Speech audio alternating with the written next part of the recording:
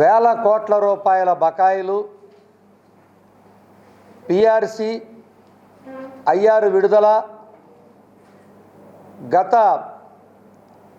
2 సంవత్సరాల పైచీలకు పెండింగ్ ఉన్నటువంటి డిఏలు 5 డిఏలు విడుదల,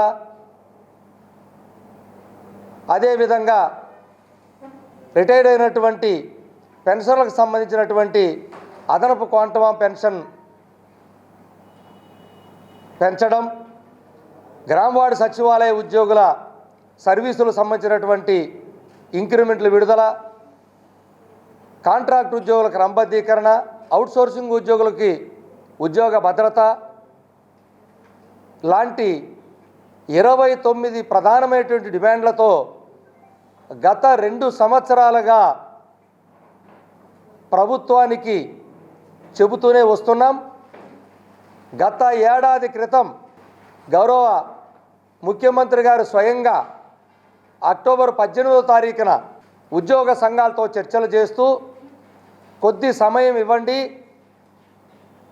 మీ యొక్క ఆర్థిక సమస్యలన్నీ పరిష్కరిస్తామని చెప్పినటువంటి సందర్భంలో మేము కూడా ప్రభుత్వానికి కొంత సమయం ఇవ్వాలన్నటువంటి ఉద్దేశంతోనే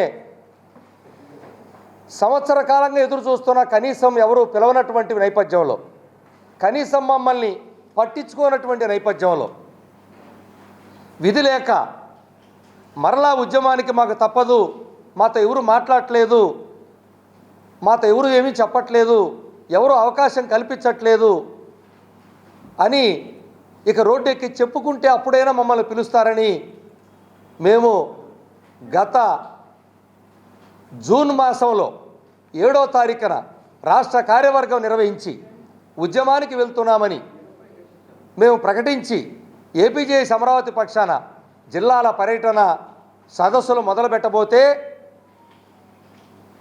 మంత్రివర్యులు మాకు ఫోన్ చేసి మీరు ఉద్యమ సదస్సులు వద్దు, ప్రభుత్వం సానుకూలంగా ఉంది, గౌరవ ముఖ్యమంత్రి గారు సమస్యలు పరిష్కరిస్తామంటున్నారు, కాబట్టి మీరు ఉద్యమానికి వద్దు, అలా అని మా మాట కాదని మీరు ఉద్యమ సభలు నిర్వహిస్తే మీరే ఉద్యోగులకు రావాల్సినటువంటి పరిష్కారమయ్యే సమస్యల్ని, సానుకూలంగా ఉన్నటువంటి ప్రభుత్వాన్ని మీరే ఆపినట్టు అవుతుంది అని మంత్రివర్యులు మాకు చెప్పలేదా?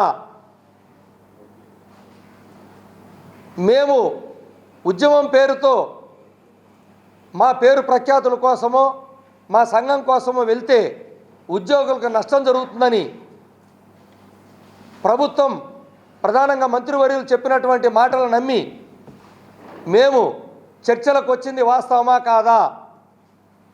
ఏపీజేఎస్ అమరావతితో 10, 11, 2 తేదీలలో చర్చలు చేస్తే అన్ని ఉద్యోగ సంఘాలతో చర్చలు చేయండి, జాయింట్ స్టాఫ్ కౌన్సిల్ సమావేశం నడపండి, తద్వారా మా సమస్యలు పరిష్కరించండి అని చెప్పిన మీదట గత నెల 22వ తారీఖున అంటే నెల రోజుల క్రితం జాయింట్ స్టాఫ్ కౌన్సిల్ సమావేశం జరిపారు కదా.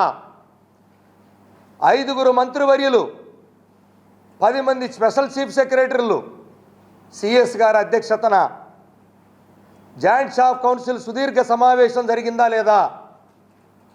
5-6 గంటల పాటు చర్చలు చేసి నిర్ణయాలేమి ప్రకటించకుండానే గౌరవ ముఖ్యమంత్రి గారి దృష్టికి వెంటనే తీసుకెళ్ళి మీకు వెంటనే పరిష్కారం చూపుతామని చెప్పారా లేదా? చూడండి, గతంలో ఎప్పుడూ లేదు, ఏ ప్రభుత్వ హయాంలో ఇంత దారుణంగా జరగలేదు. నెల రోజులు దాటిపోయింది ఉద్యోగ సంఘాలతో చర్చలు చేసి.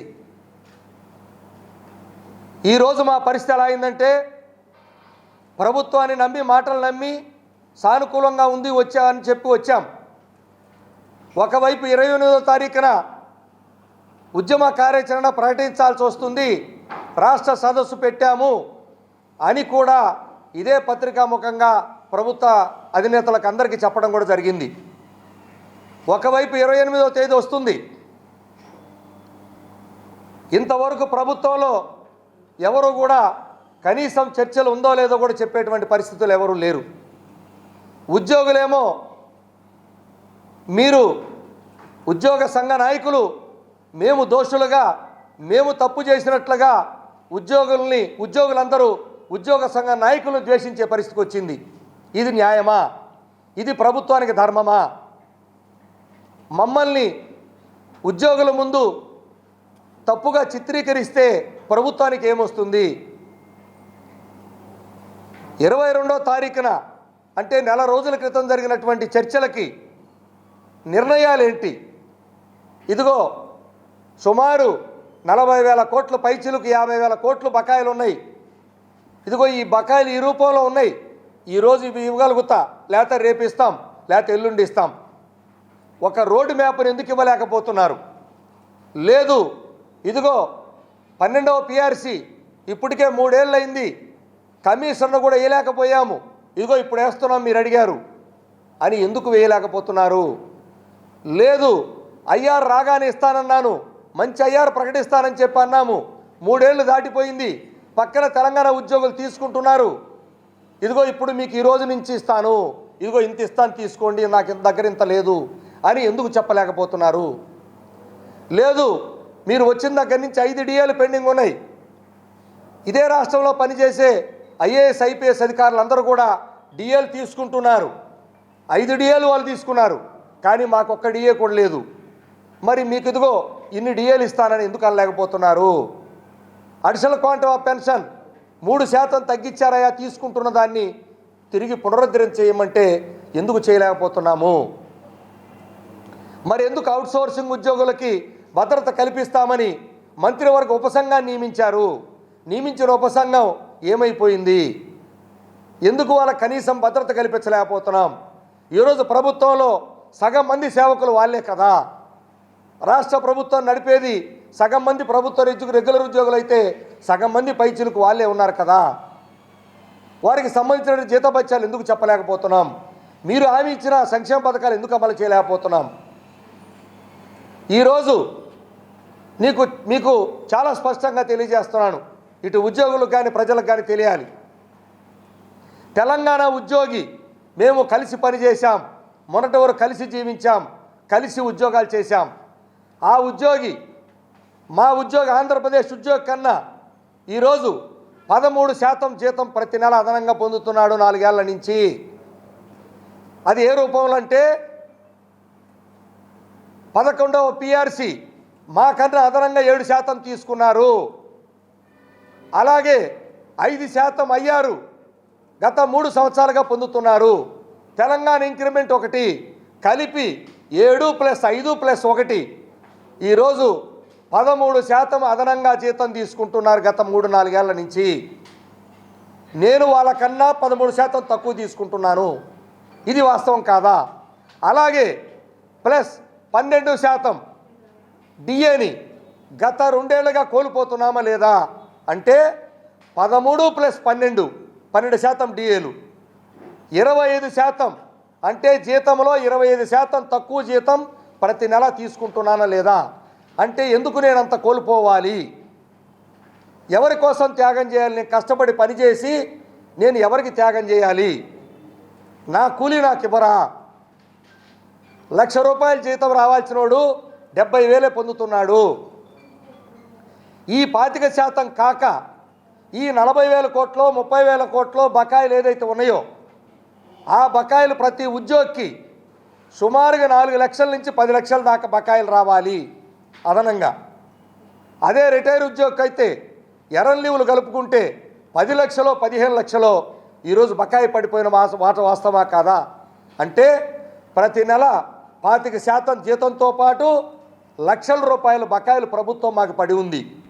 మరి ఇటువంటి నేపథ్యంలో కనీసం మాకు 28వ తారీఖు తరుముకుంటూ వస్తుంటే ఉద్యమానికి వెళ్తే ప్రభుత్వం మరలా ఉద్యోగులు మాకు వ్యతిరేకంగా ఉద్యమాలు చేస్తున్నారనేటువంటి మాట చెప్పడమే కాకుండా మేము సానుకూలంగా ఉంటే మీరు ఎందుకు ఉద్యమానికి వెళ్తున్నామని ఎన్నికి పిలిపించి మమ్మల్ని ఈ విధంగా చేయటం మీకు సబబా?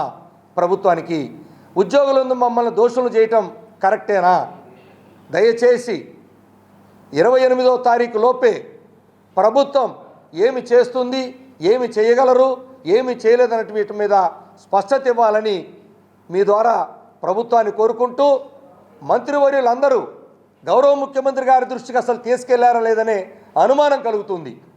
ఒకవేళ వారు గౌరవ ముఖ్యమంత్రి గారి దృష్టికి తీసుకొని వెళ్తే గౌరవ ముఖ్యమంత్రి గారు ఎందుకు మౌనం వహించారు అనే చర్చ కూడా మొదలవుతుంది. దయచేసి దీన్ని ఉద్యమానికి వెళ్లకుండా ఉద్యమ కార్యాచరణ 28వ తారీఖు ప్రకటించబోతున్నాం. అది ప్రకటించడానికి ముందే మీరు దయచేసి చర్యలు తీసుకోండి. ఉద్యోగుల ముందు మమ్మల్ని ఉద్యమాన్ని నిలిపేసి వచ్చినటువంటి మమ్మల్ని దోషులుగా చిత్రీకరించొద్దు అని కోరుకుంటూ, ఇక తోటి సంఘాలకి ఇప్పటికే మేము నిర్ణయం తీసుకున్నాం, రెజల్యూషన్ పాస్ చేసుకున్నాం, ఐక్య ఉద్యమాలు చేయాలని. తోటి ఏపీఎన్జిఓ జేఏసీ మిత్రులు కోరుతున్నాం. మీరు కూడా ప్రయత్నం చేశారు, మీ ప్రయత్నాలు మీరు చేశారు. ప్రభుత్వం చర్చలు చేపిద్దామనుకున్నారు, మొన్న కూడా ప్రకటించారు. మీరు 3వ వారంలోనే గౌరవ ముఖ్యమంత్రి గారు చర్చలు కూడా పిలుస్తున్నారని మేము ఆశపడ్డాం. తప్పకుండా ఆ మిత్రులు చేసినటువంటి ప్రయత్నం కూడా ఫలించాలని. మరి ఇంతవరకు చర్చలు లేదు కాబట్టి ఇక వేరువేరుగా చేస్తే ఉద్యోగులకు నష్టం కలుగుతుంది. ఐక్యంగా కలిసి పోరాటం చేద్దామని చెప్పి వాళ్ళకి పిలుపునిస్తున్నాను. ఇప్పటి వరకు మనం వేచి చూసింది ఇక చాలు, ఇక సమయం లేదు మిత్రమా. దయచేసి అందరం కలిసి, ఉద్యోగులు కలిస్తేనే, ఉపాధ్యాయులు కలిస్తేనే చక్కని ఉద్యమం గతంలో లాగా రూపుదిద్దుకుంటుంది. ఉద్యోగులకు ఒక నమ్మకం కలుగుతుంది. మేము ఉద్యమం చేయలేక ఇది పిలుపు ఇవ్వట్లేదు, ఉద్యమం చేస్తాం. గతంలో 92 రోజులు ఒంటరి ఉద్యమం చేసిన చరిత్ర కూడా ఏపీ చేసి అమరావతికి ఉంది. కానీ ఉద్యోగుల్లో ఆందోళన ఎక్కువ అవుతుంది. కొద్దిమందే చేస్తే మిగతా వాళ్ళు ఎందుకు రాలేదనేటువంటి ఒక ఆలోచన వస్తుంది. కాబట్టి అందరం కలిసి, ఇప్పటికే మీరు ప్రయత్నం చేస్తున్నారు, ఉద్యమ నోటీసుని ఉద్యమానికి వెళ్తామని, ఐక్య ఉద్యమం చేస్తామని కూడా మీరు ఉపాధ్యాయ సంఘాలు కలిసి ఇప్పటికే మీరు పిలుపునిచ్చున్నారు. చాలా సంతోషం. కాబట్టి ఉద్యమ కార్యాచరణ కూడా మేము 28వ తారీఖున కొంత దశ వరకు 2 దశలు ప్రకటించి 3వ దశలో కలిసి వెళ్ళాలని మేము ప్రారంభిస్తున్నాం.